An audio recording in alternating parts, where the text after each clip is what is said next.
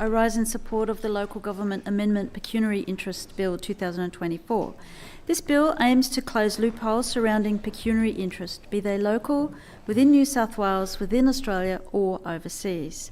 I speak with a level of authority on this matter as the former chair of the Standing Committee on State Development, specifically allegations of impropriety against agents of the City of Canterbury Bankstown Council. The findings of the inquiry were clear and troubling. We discovered that some councillors were able to exploit gaps in the current system, failing to disclose significant financial interests that could easily influence their decisions.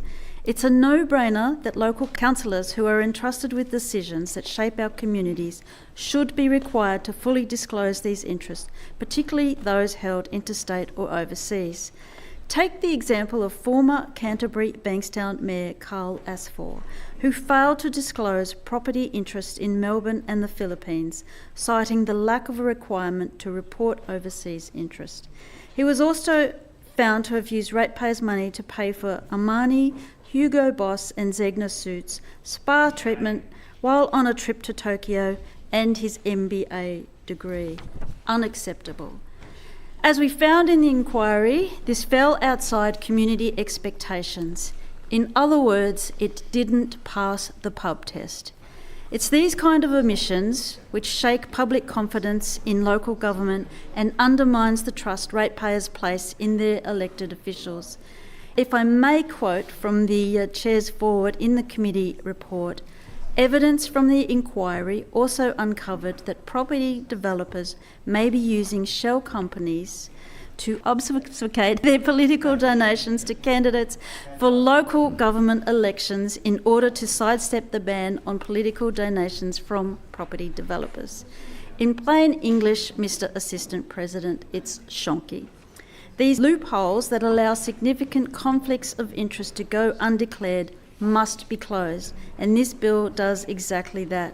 I support this bill because the changes proposed will ensure that all pecuniary interests, no matter where they're located, must be disclosed.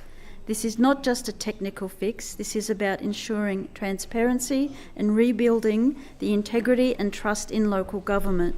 We need to know council decisions are being made in the public interest rather than personal gain. The inquiry found the current model code of conduct for local councils is insufficient. Surely it's obvious that somehow overseas interests are somehow too remote to matter. Geography does not limit conflicts of interest. Clearly, the influence of property developers, financial interests and external pressures can and do reach across borders, and we need laws which reflect that it's just not on. By passing this bill, we ensure that councillors are held to the same high standard of transparency and accountability the public rightly expects. The inclusion of all pecuniary interests, be they local or global, will prevent the kinds of ethical breaches we uncovered in the inquiry. I urge the House to support this bill to restore integrity and trust in the local government system.